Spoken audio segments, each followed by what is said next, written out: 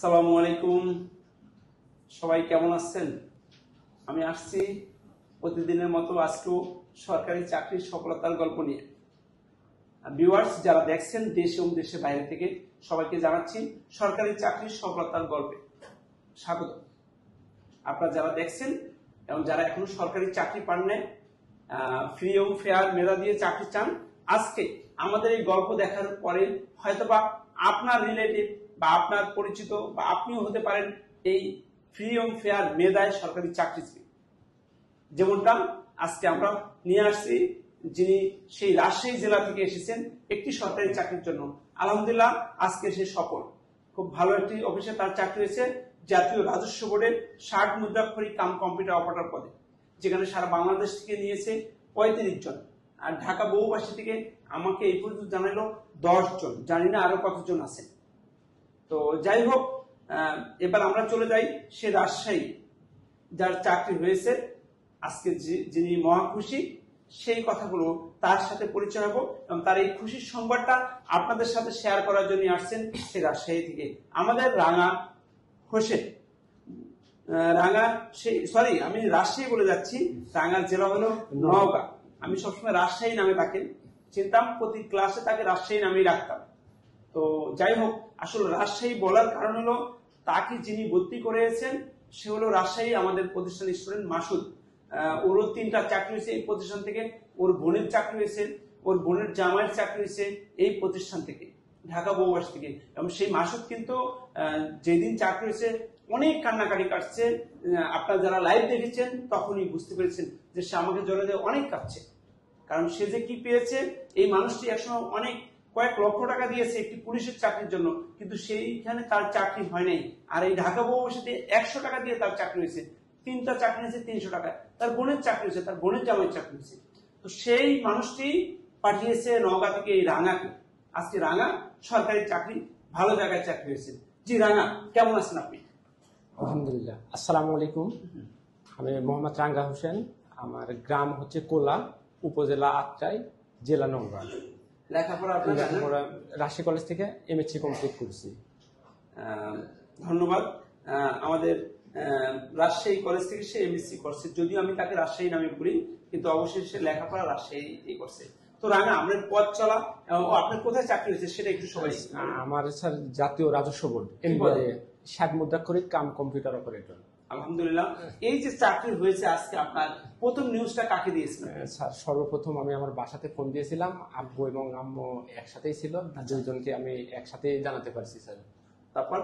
তারপরে হ্যাঁ স্যার, আলহামদুলিল্লাহ খুবই খুশি হয়েছে স্যার। তারপরে আমরা দুইজনেই কেঁদে ফেলে দিছিল, কেঁদে দিছে আপনার এই খুশির সংবাদ পেয়ে। তারপরে আমি দ্বিতীয় ফোনটা স্যার আপনাকে দিয়েছি। ভিউয়ার্স, আমি একজন ভাগ্যবান বলবো যে দ্বিতীয় ফোনটা আবার আমাকে দিয়েছে। তো যাই হোক, রাঙার চাকরি হবে এটা আমার দৃঢ় বিশ্বাস ছিল, কারণ সে নিয়মিত ক্লাস করতো এই ঢাকা বহুবাসীতে, নিয়মিত প্রতিটা ক্লাসে সে অংশগ্রহণ করতো। আজকে আলহামদুলিল্লাহ সে সফল। রাঙা, আপনি এই ঢাকা বহুবাসীতে আসছেন কিভাবে সেটা যদি একটু বলতেন, যারা রাজশাহী থেকে দেখছেন, যারা দেশ এবং দেশের বাইরে থেকে দেখছেন। আমি স্যার অনার্স কমপ্লিট করার পরে স্যার টুকটাক পড়াশোনা করতাম, ওই সাইটে প্রিলির পড়াশোনা করতাম স্যার।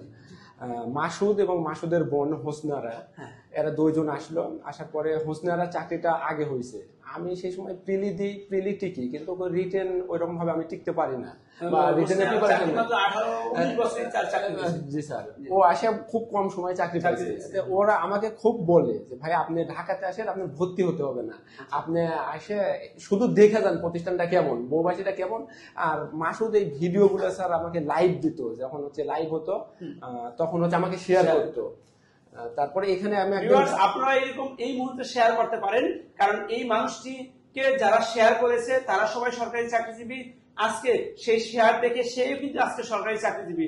আপনি যারা লাইভ দেখছেন, আপনারা শেয়ার দেন, আপনাদের মাধ্যমে এইভাবে আসবে সরকারি চাকরি নেওয়ার মতো, যেমনটা আজকে বলছেন আমাদের রাঙা হোসেন, সেই নওগাঁ জেলার যিনি আজকে সফল ব্যক্তি। জি রাঙা বলেন। তারপরে এখানে একদিন ঢাকাতে আসলাম, ঢাকাতে আসার পরে সুমন ভাই আমাকে এখানে ভর্তি করে দিয়েছে। সুমন কি আমাদের জাতীয় রাজস্ব বোর্ডে? হ্যাঁ জি স্যার।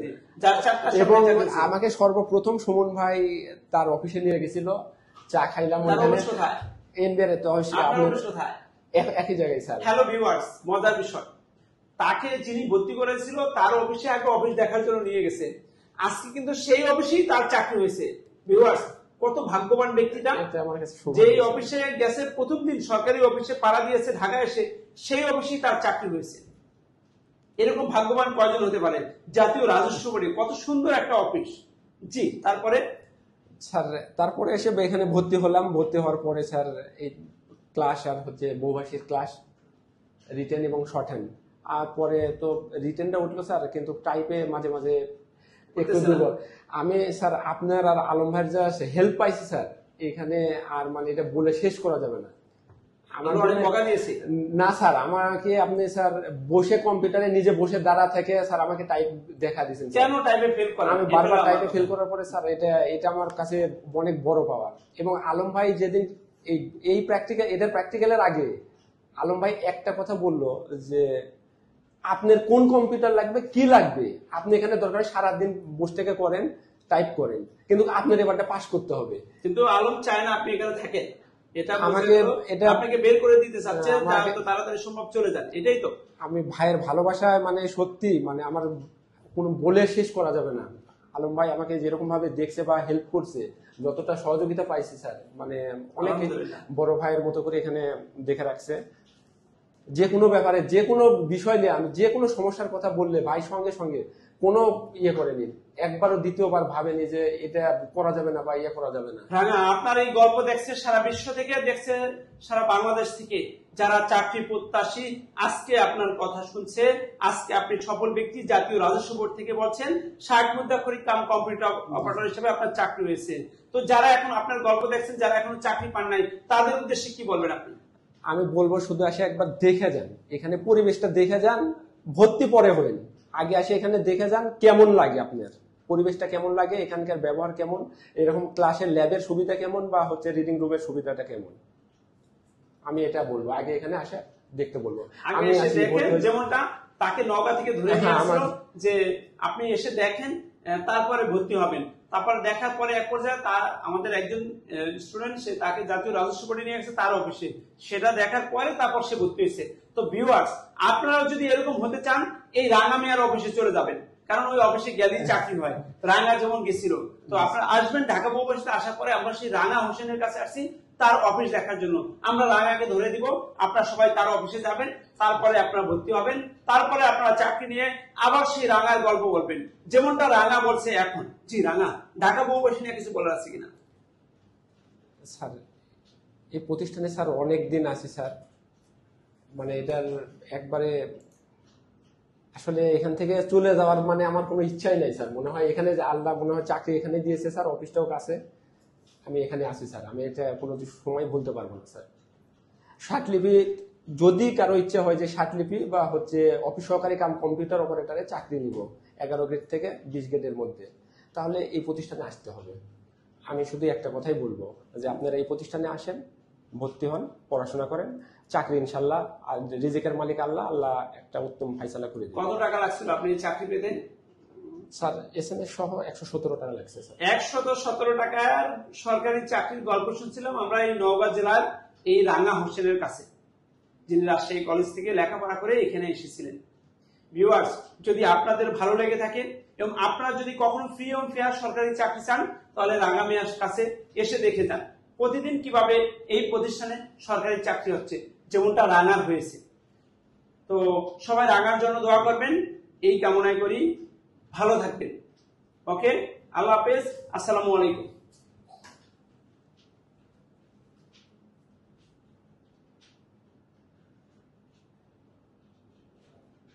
এটা সবাই পিএইচসি তে পাবলিক সার্ভিস কমিশনের চাকরি হয়েছে। এই যে ছবিটা যারা আছেন সবাই একদিনে 12 জন যোগদান করেছেন পাবলিক সার্ভিস কমিশনে। আর আমাদের লাইব্রেরিতে এখন ওই পাশে আসছি, এটা হলো কম্পিউটার ল্যাব। সবকিছু মিলে এখন আর মানে এদের পর্যাপ্ত সুযোগ সুবিধা আছে আর কি।